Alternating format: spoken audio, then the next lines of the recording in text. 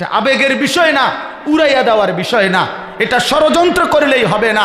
এই ১৫০০ বছরের ইতিহাসে পৃথিবীতে সংখ্যাগরিষ্ঠ মুত্তাকি ওলামায়ে কেরামের বিরোধিতা করে যেই ধর্মের নামে, ইসলামের নামে, দ্বীনের নামে যত কাজ করতে চাইছে কোনোটাই আল্লাহর কসম টিকে নাই, আল্লাহর কসম টিকে নাই। এটা ইতিহাসের বাস্তবতা, চূড়ান্ত বাস্তবতা। পৃথিবীতে কোনো ওলামা বিদ্বেষী ব্যক্তি দ্বীনের কোনো কাজ করে টিকে থাকতে পারে নাই।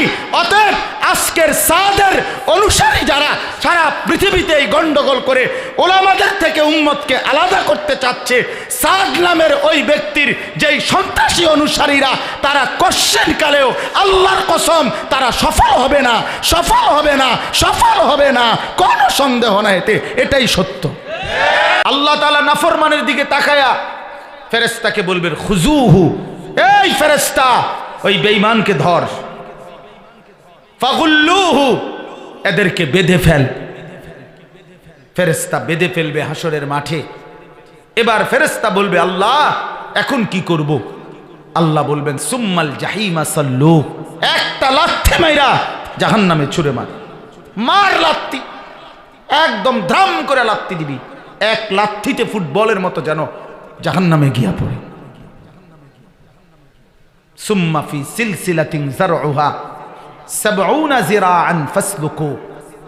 এরপরে আল্লাহ তাআলা বলবে, ফেরেশতা যারা জাহান্নামের মধ্যে ভিতরে দায়িত্বে আছে, আল্লাহ জাহান্নামের ফেরেশতাদেরকে বলবে, আমার ফেরেশতারা এই নাফরমান বেঈমানকে ৭০ হাত লম্বা আগুনের শিকল, ৭০ যিরাআন, ৭০ হাত লম্বা আগুনের শিকল দিয়া বাইদা, আল্লাহর কসম বন্ধু, এই বেনামাজি ছেলে, প্রিয় ভাই, তোকে বলি, চরিত্রহীন ভাইয়া, তোকে বলি, নারীর ছবি, নাচ গান, বেহায়া নর্তকীর পিছনে জীবন যারা শেষ করে দিছ, মদের আড্ডায়, জুয়ার আড্ডায়, নারীর আড্ডায়, সুদের টাকা, ঘুষের টাকায়, বন্ধু আল্লাহ পাক বলবে, ফেরেশতা ৭০ হাত আগুনের শিকল দিয়া বাইদা এই নাফরমানকে জাহান্নামের ভিতরে কুত্তার মতো, কুত্তার মতো, কুত্তার মতো ঘুরাও।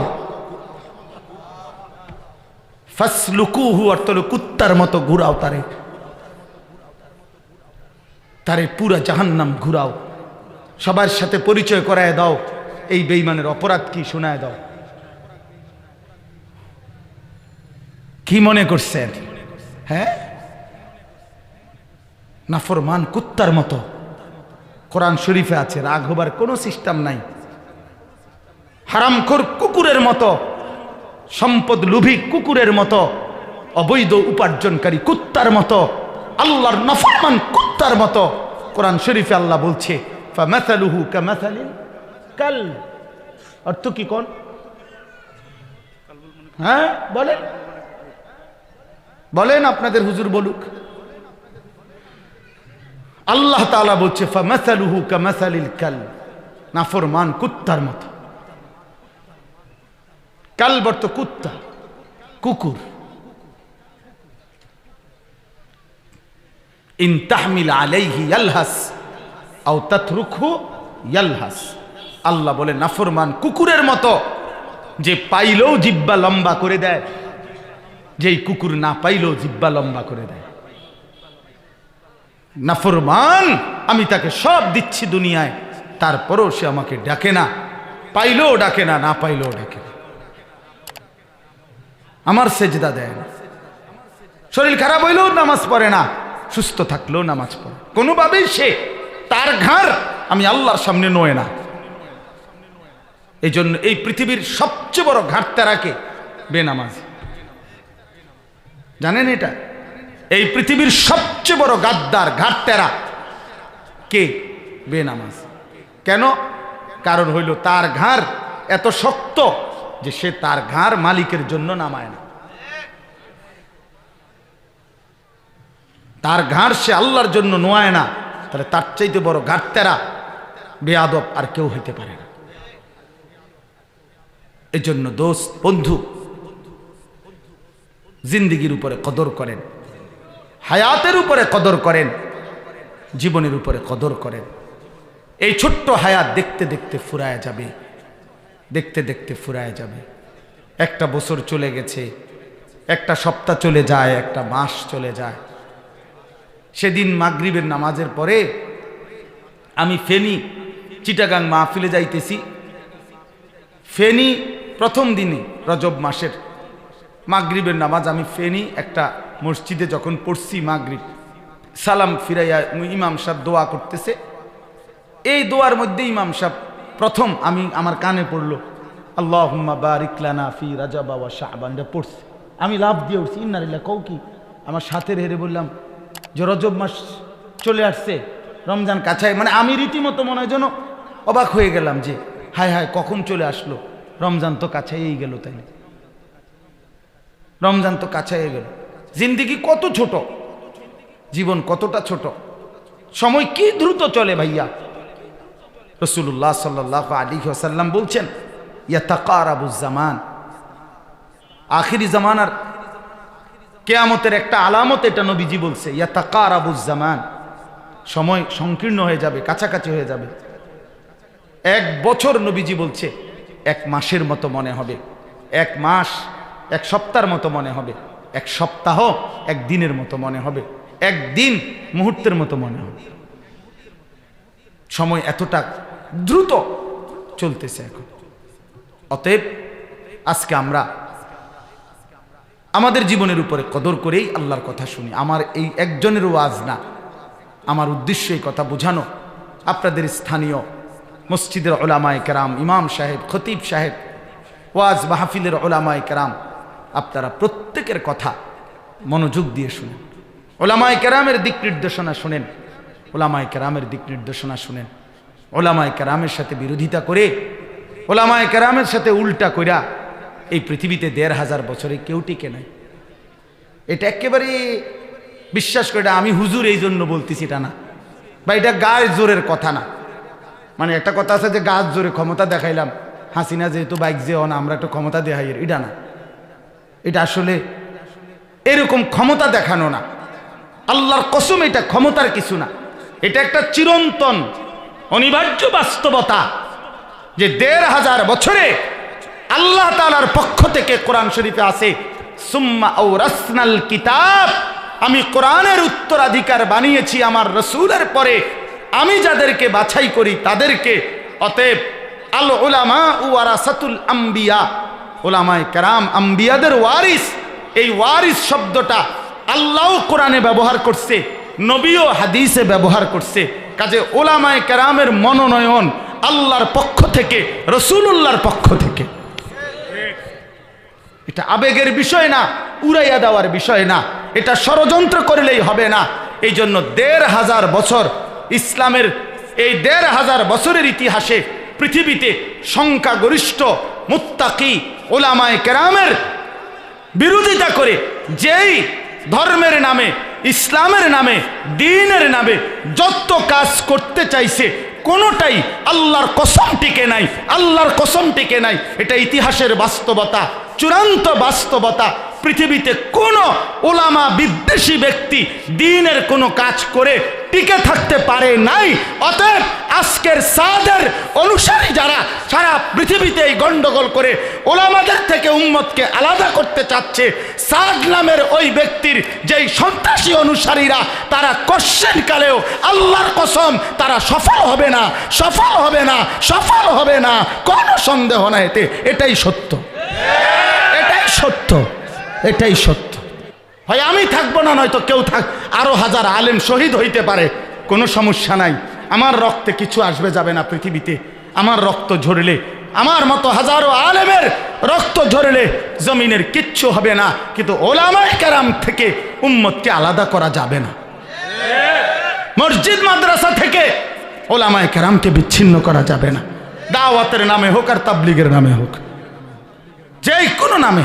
এটা ধাক্কাধাক্কি না, এটা ঠেলাঠেলি না, এটা ঠেলাঠেলির কথা না, এটা চূড়ান্ত বাস্তবতা, এটা চূড়ান্ত সত্য কথা, এটাই সত্য। এটা কখনোই হবে না। এত সংখ্যাগরিষ্ঠ ওলামায়ে কেরাম, ওনাদের বিরোধিতা করে কোনো জেনারেল শিক্ষিত ব্যক্তিগণ অন্য কাজের মধ্যে পারবে, দুনিয়াবি ডাক্তারি, ইঞ্জিনিয়ারি, দুনিয়ার এই আধুনিকতার সব কিছুতে ওনারা পারবে, এটা আমরাও বুঝি, কিন্তু দ্বীনি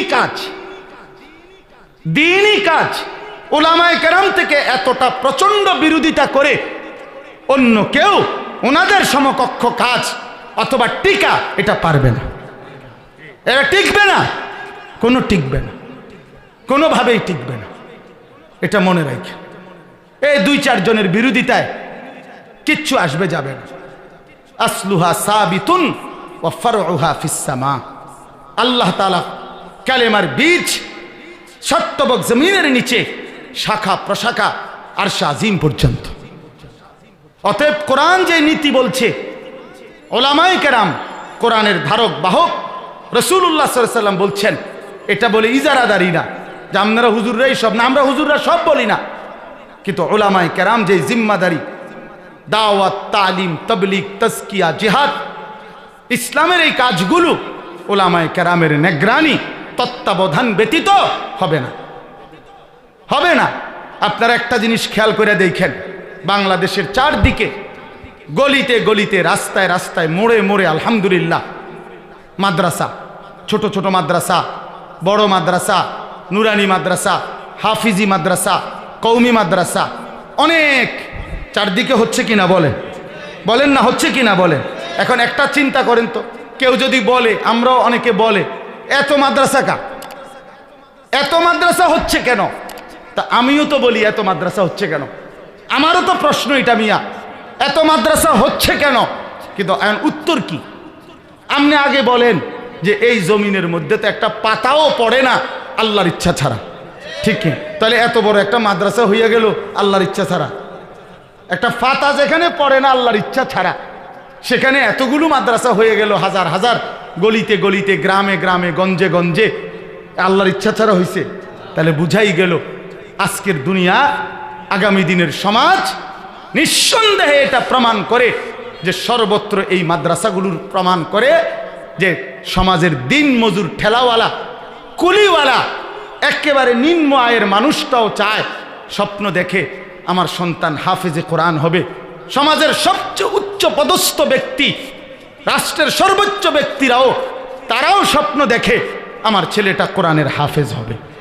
তাইলে বুঝাই গেল নিঃসন্দেহে আগামীর পৃথিবী, আগামীর বাংলাদেশ কোরআনের বাংলাদেশ, আগামীর পৃথিবী শুধুই কেবল ইসলামের পৃথিবী।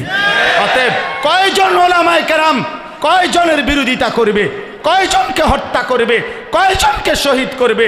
প্রতি মুহূর্তে উম্মতের নতুন নতুন কিশোর বাচ্চা আগামী দিনের আলেম হওয়ার জন্য মাদ্রাসায় ঢুকতেছে। অসুবিধা নাই, আনিসুর রহমান শহীদ হলে সমস্যা নাই, তার 2 সন্তান আগামী দিনে ইসলামের কথা বলবে। আমার 2 ছেলেকে আমি বলে দিছি, যদি কোনোদিন শোনো তোর বাপ নাই তো তুই বলবি বাপ, আল্লাহর কথা বলবা, কোরআনের কথা বলবা।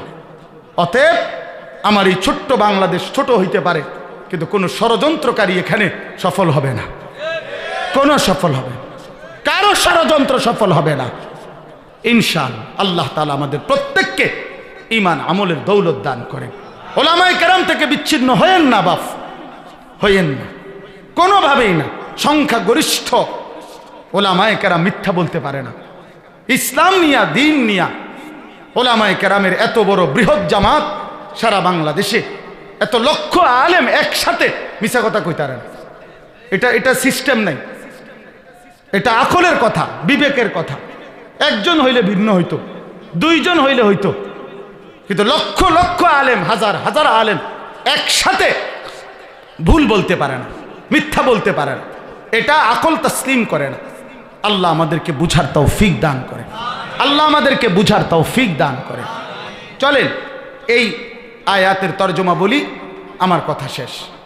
আপনাদের কাছে অনুরোধ করলাম, আলহামদুলিল্লাহ আপনাদের এই কিশোর তরুণ নওজোয়ান ভাই, আমি সবার কাছে অনুরোধ করি, ভাইয়া, প্রিয় ভাই আমার, নষ্ট হইও না ভাই আমার, দোস্ত আমার। আগামীর সম্ভাবনা ইসলামের সম্ভাবনা, আগামীর সম্ভাবনা ইসলামের সম্ভাবনা, কোনো সন্দেহ নাই। আগামীর পতাকা কালেমার পতাকা, আগামীর ইসলাম ইনশাআল্লাহ সারা পৃথিবীতে বিজয় হবে ইনশাআল্লাহ।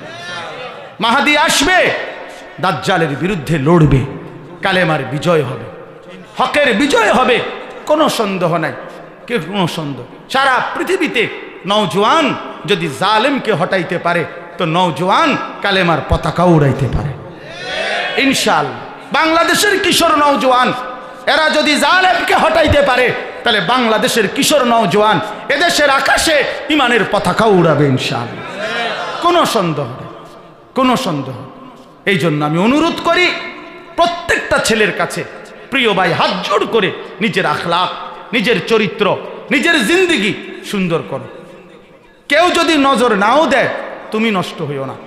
এই নারী, এই ছবি, এই অশ্লীল দৃশ্য, এই মদের আড্ডা, জুয়ার আড্ডা, এই নারীর আড্ডা, মোবাইলের সারা রাত উলঙ্গ ছবি দেখা, নর্তকী দেখা, প্রিয় ভাই আমার, এটা জীবনের সফলতা আনবে না। একদিন আখেরাত তো বরবাদ হবেই, দুনিয়াও বরবাদ হবে। অসংখ্য কিশোর যুবক ছেলে আমি ব্যক্তিগতভাবে চিনি যাদের জীবনের হালাত অনেক নাজুক, অনেক নাজুক, অনেক নাজুক।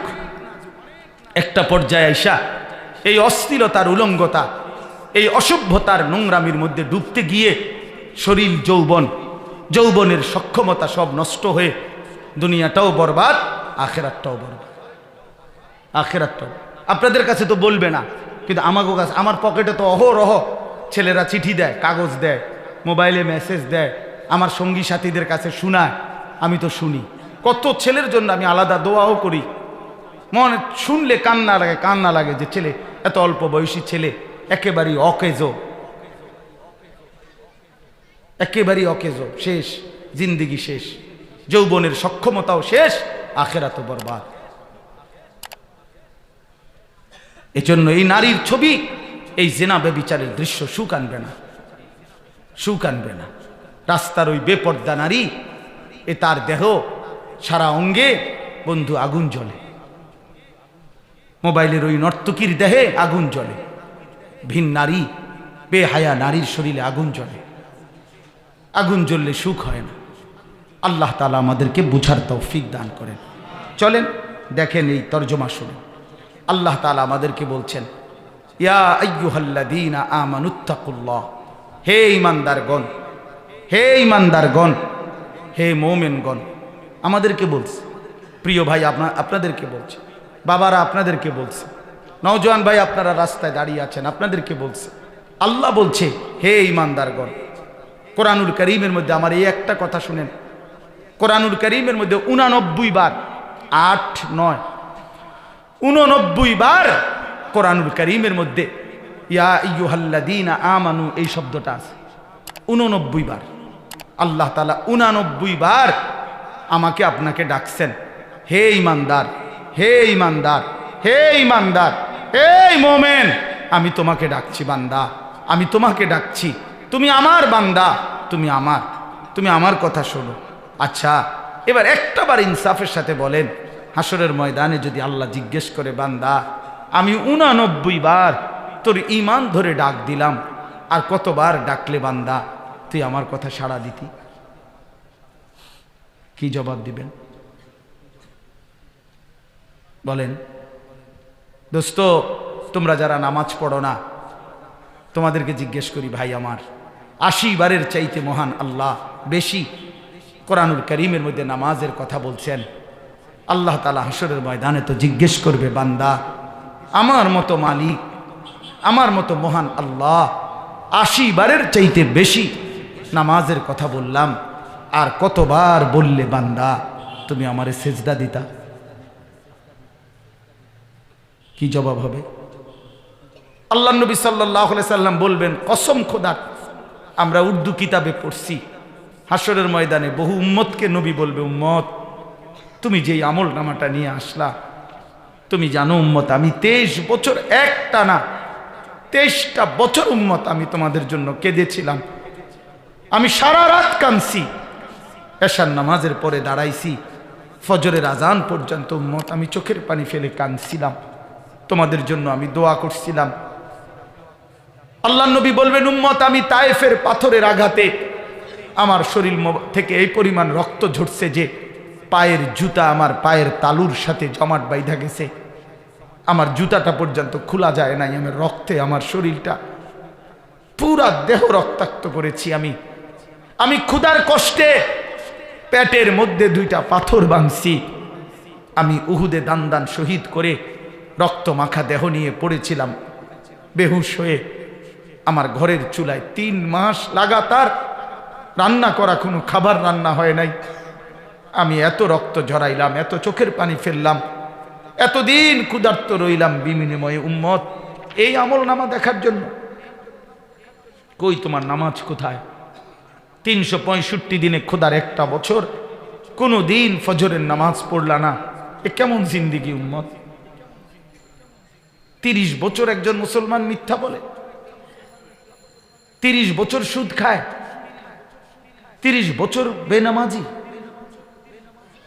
30 বছর একটানা ঘরে রঙিন টেলিভিশন, নাচ গান, নাটক, সিনেমা চলে, এটা মুসলমান? তুমি আমার উম্মত, আমি শ্রেষ্ঠ নবীর এই শ্রেষ্ঠ উম্মত এটা? এইভাবে চোখের পানি ফেলবে নবী কাঁদবে আর বলবে উম্মত তুমি আমার এত বড় বেইজ্জতি কেমনে করলা, এত বড় বেইজ্জতি। আমি এই আমল নামা নিয়া সুপারিশের জন্য আল্লাহ পাকের সামনে কেমনে দাঁড়াবো? আমি কেমনে বলবো উম্মত, কেমনে বলবো এটা আমি দেখাবো কিভাবে? বলেন কি বলবেন ভাই? একটা ছেলে বলো ভাই, অনেক ছেলের চেহারা দেখলে বোঝা যায় দোস্ত। আমি তো একজন একজন করে দাঁড় করাইতে পারবো বেনামাজির চেহারা। দোস্ত বেনামাজি চিনা যায়, বেনামাজির চেহারার মধ্যে কোনো দয়া মায়া থাকে না, রসকস থাকে না, বেনামাজির চেহারায় কোনো ভালোবাসা থাকে না,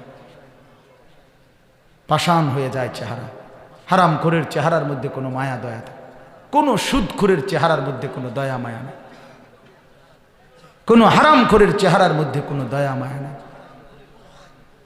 এই জন্য আমি বললাম আমার কথা এটা। আল্লাহ তাআলা বলছেন ইয়া আইয়ুহাল্লাযীনা আমানু, হে ঈমানদার মুমিন বান্দা, তুমি আমার জান্নাত আমি তোমার জন্য বানিয়েছি, তোমার জন্য। ইত্তাকুল্লাহ, তোমরা আল্লাহকে ভয় করো, আল্লাহকে ভয় করো, আল্লাহকে ভয় করো, আল্লাহকে ভয় করো, আল্লাহকে ভয় করো, আল্লাহকে ভয় করো। বার বার বার বার এই কথা আল্লাহ কোরআনে বলছে। প্রিয় ভাই, এটা আল্লাহ বারবার বলছে। আপনি হৃদয় দিয়ে, আমার দোস্ত আমি আলাদা বলি, প্রত্যেকে আলাদা শুনেন, আপনাকে নিয়ে আপনি ভাবেন। ইত্তাকুল্লাহ, আল্লাহ বলছে বান্দা আল্লাহকে ভয় করো। কোরআন শরীফে একটা আশ্চর্য আয়াত আছে। কোরআন শরীফে আল্লাহ বলছে ফাকাইফা, আমি আমার জীবনে কোরআন শরীফের সবচেয়ে বেশি ভয় পাই যেই আয়াতটা, আমার সবচেয়ে বেশি কলজা কাঁপে। কোরআন শরীফের একটা আয়াত আছে সূরা মুজাম্মিলে, আমি এই আয়াতটা শুনলেই আমার কলজাটা কাঁপে। আল্লাহ তাআলা বলেন ফাকাইফা তাত্তাকুনা ইন কাফারতুম ইয়াউমান ইয়াজআলুল বিলদানা শিবা। আল্লাহ বলে বান্দা এই যে তুমি নাফরমানি করছো, এই যে নামাজ পড়ো না, মিথ্যা বলো, চুরি ডাকাতি জিনা ব্যভিচার মদ জুয়া সুদ ঘুষ নাচ গান, এই হারামের মধ্যে যে ডুবে আছো বান্দা, সেদিন কিয়ামতে তুমি কেমনে বাঁচবা? ইয়াউমান ইয়াজআলুল বিলদানা শিবা, যেই দিনের একদিনের কষ্ট পেরেশানি, খোদার কসম আল্লাহ বলে বান্দা কোলের বাচ্চা বুড়া হয়ে যাবে, বুড়া হয়ে যাবে, বুড়া। একদিনের পেরেশানিতে, একদিন, একদিন। ইয়াউমান ইয়াজআলুল বিলদানা শিবা, একদিনের পেরেশানিতে কোলের বাচ্চা বুড়া হয়ে যাবে। কেমনে বাঁচবেন? আল্লাহ জানতে চাইছে। 60 বছর মুসলমান, চাচা বয়স, এখনো বিড়ি সিগারেট খান, কোন দিন ছাড়বেন? 60 বছর এখনো টেলিভিশন দেখেন, নাচ গান, ছাড়বেন কোন দিন? 60 বছর এখনো কিস্তি, এখনো সুদ, ছাড়বেন কোন দিন? আজও সময় হয়নি?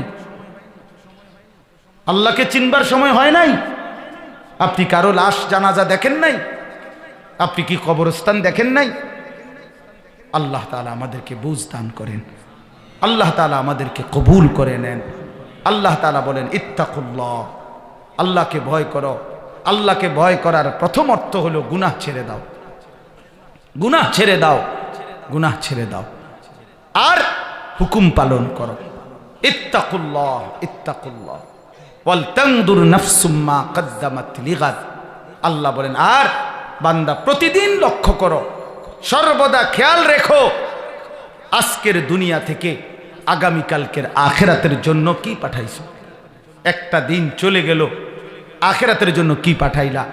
একটা সপ্তাহ চলে গেল, আখিরাতের জন্য কি পাঠাইলা। একটা মাস চলে গেল, আখিরাতের জন্য কি পাঠাইলা।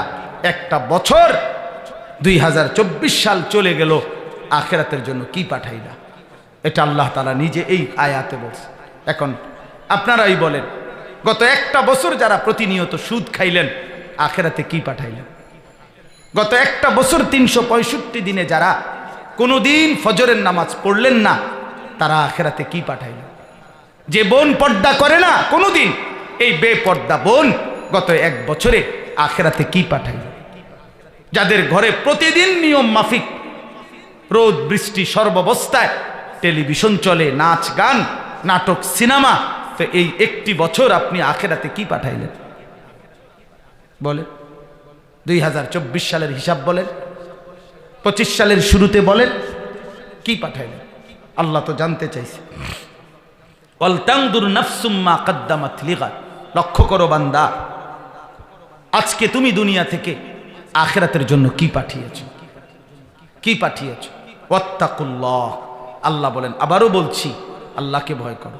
খামখেয়ালি করো না বান্দা, খামখেয়ালি করো না, আল্লাহকে ভয় করো। গুনাহ ছেড়ে দাও, গুনাহ ছেড়ে দাও, গুনাহ ছেড়ে দাও, গুনাহ ছেড়ে দাও, গুনাহ ছেড়ে দাও, আল্লাহর নাফরমানি ছেড়ে দাও।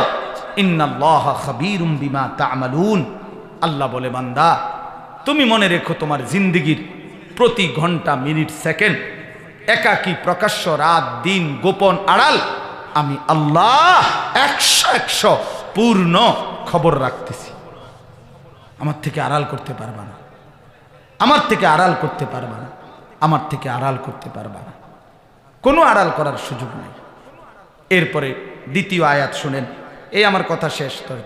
এই দ্বিতীয় কথাটা সাংঘাতিক। দ্বিতীয় আয়াতটা আল্লাহর একটা শাস্তি। কথাটা মনোযোগ দিয়ে একটু খেয়াল করেন, তাইলেই শেষ কথা। দ্বিতীয় আয়াতটাতে আল্লাহ বলছে, বান্দা আমি কিন্তু তোমাকে কি বললাম, যে আখিরাতের হিসাব রেখো, দুনিয়া থেকে কি পাঠাচ্ছ, আর আল্লাহকে ভয় করো, গুনাহ ছেড়ে দাও, হুকুম পালন করো। এরপরে আল্লাহ একটা জঘন্য শাস্তির কথা বলতেছে, দুনিয়ার শাস্তি। ওয়ালা তাকুনু কাল্লাযীনা নাসুল্লাহ। এই একটু খেয়াল করে শুনেন। আল্লাহ বলে, বান্দা হে ঈমানদার, তুমি এতটা লম্বা সময় আমারে ভুলে যেও না। বেশি দিন যদি আমারে ভুলে যাও, আমি যদি একদিন নারাজ হই, ফাআনসাহুম আনফুসাহুম, তাহলে আমি তোমার নিজেকে আত্মভোলা করে দেব। তাফসীরে আছে, আমি তোমাকে আখিরাত ভুলায় দেব। একদিন দীর্ঘদিন ধরে নামাজ পড়ো না, দীর্ঘদিন ধরে হালাল খাও না, দীর্ঘদিন ধরে চরিত্রহীনতার মধ্যে ডুবে আছো, দীর্ঘদিন ধরে নারী ছবি, নাচ গান, জিনা ব্যভিচার, নাটক সিনেমার মধ্যেই পড়ে আছো, দীর্ঘদিন যাবৎ অবৈধ উপার্জন করে যাচ্ছ।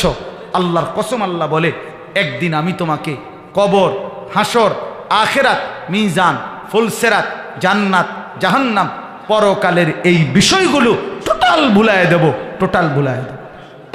আর কোনো দিন মনে পড়বে না, আর কোনো দিন তোমার খেয়ালে আসবে না। তোমার মরণ হবে, তোমার আখিরাত হবে, তুমি বিচারের মুখোমুখি হবা, তোমার আল্লাহর সামনে দাঁড়াইতে হবে। এই কথাগুলো আমি তোমার কলিজার থেকে সরায় দেব, তোমার জীবন থেকে ভুলায় দেব। তখন কি হবে দেখেন, এক তো হইল আমার ছোট ভাই ভুল করতেছে, আমি তারে দইরা থাপ্পড় দিয়া দিলাম, ধমক দিয়া দিলাম, কনি দিয়া দিলাম, সে কামছে, হয়তো ব্যথা পাইছে, কিন্তু ভুল রাস্তার থেকে তো ফিরে চলে আসছে, ঠিক কি না বলেন। আরেকটা হইল আমি তার উপরে নারাজ হলাম, নারাজ হইয়া বললাম, এত রাগ করছি যে আমি দেখতেছি সে ভুলের দিকে, নাফরমানির দিকে, কিন্তু আমি বললাম, যা, আমি তোর ব্যাপারটা জানি, ফিসা দিয়া ফিট তোর কোহালে, তুই যেখানে ইচ্ছা সেখানে যা, তার যেখানে মনে কয় এনে করে। তো তো এইবার তো তাকে থাপ্পড় তো দিছি না, মার তো দিলাম না, কিন্তু তার তো শেষ, তার তো সে এতে দুইটা থাপ্পড় দিলে তো ভালো ছিল কি না বলেন না কেন? এরপরও দৈরা আইনে দুইটা কনি দিলে তো ভালো ছিল, শুধরাইয়া যাইতো। এখন সে শুধরাবে কিভাবে? তো আল্লাহ তাআলা বলেন, বান্দা তুমি যদি আমারে লম্বা সময় ভুলে যাও, একদিন আমি তোমাকে ভুলিয়ে দেব আখিরাত, কবর, পরকাল। তখন আর কোনোদিন তোমার পরকাল মনে পড়বে না। উলাইকা হুমুল ফাসিকুন, এই কথাটা সাংঘাতিক। আল্লাহ বলেন তখন তোমার পরিচয় হয়ে যাবে।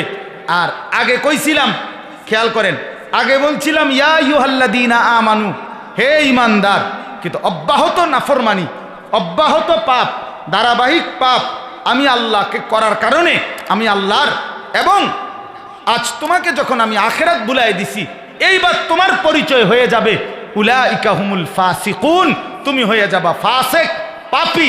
তোমারে আর কেউ মুসলমান নাম বলবে না, ইমানদার নাম বলবে না, তোমার নামে কোনো না কোনো পাপের নাম দিয়া সিল পইরা যাইবে, দাগ পইরা যাইবে। মানুষ তোমারে আড়ালে আবডালে চলতে ফিরতে এতদিন নাফরমানি করতে করতে এখন লোকে তোমারে বলবে সুদখোর। এটা কেডা? ওই চিনছি সুদখোর। আরে এইতে বাটফার সিটার লম্পট, চরিত্রহীন, মদখোর, গাঁজাখোর, ফুট্টাখোর, বাবাখোর, ডালখোর, ইয়াবাখোর, হারামখোর। এর লাগলো আর ইসিল। তুমি তোমার আত্মপরিচয় হারায় ফেললে আর কি? ইমানের পরিচয় শেষ, কালেমার পরিচয় শেষ। ওই ভোটার আইডি কার্ড আখেরাতে কাম হইতো না। আপনি মনে করছেন এনআইডিতে তো আছে ধর্ম ইসলাম, দৌড় বেটা।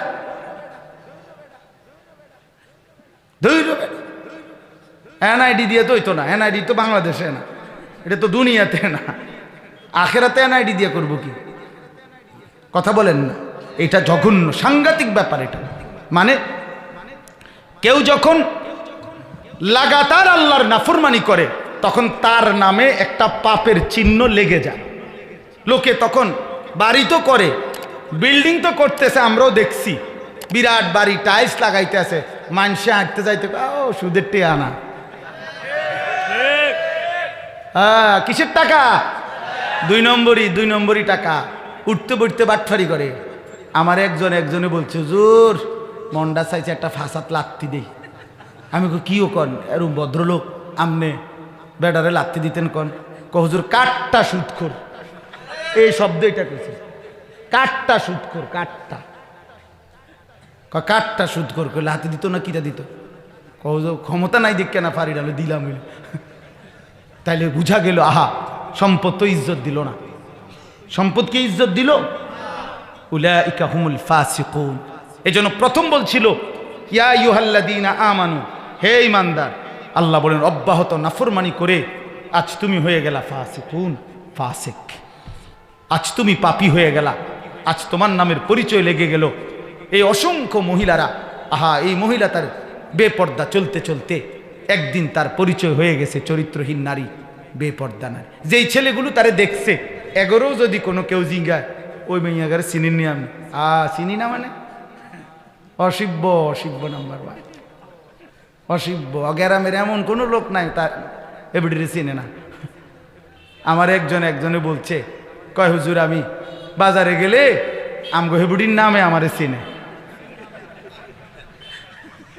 বেডির নামে বেডারে চিনে, ও হেবুডির জামাই। মাশাআল্লাহ আপনি কামিয়াব। নাউযুবিল্লাহ, কি পরিমাণ বদনসিব বলেন। মানে মহিলা এই পরিমাণ বাজারে ঘুরে, বেড়ি এই পরিমাণ বাজারে ঘুরছে যে সব মানুষ বেডিরে চেনে, কারণ বেডারে চেনে বেডির নামে। নাউযুবিল্লাহ। অতএব আমার কথা এতটুকুই বললাম। প্রিয় ভাই মাওলানা মারগুব মাওলানা সাহেব এসেছেন, কথা বলবেন। আমি আপনাদের কাছে অনুরোধ করছি, আল্লাহ তাআলা বলছে বান্দা তুমি আমারে ভুলো না, তাহলে আমি তোমারে ভুলায় দেব, তোমার আত্মপরিচয় ভুলায় দেব, তোমার ইমানের পরিচয় ভুলায় দেব, তোমার কালেমার পরিচয় উঠায় দেব, তোমার মুসলমানের পরিচয় ভুলায় দেব, তোমার নামে ফাসেকের সিল মেরে দেব, পাপীর সিল লাগাই দেব, নাফরমানের সিল লাগাই দেব। নাউযুবিল্লাহ। লা ইয়াস্তাবি আসহাবুন নারি ওয়া আসহাবুল জান্নাহ।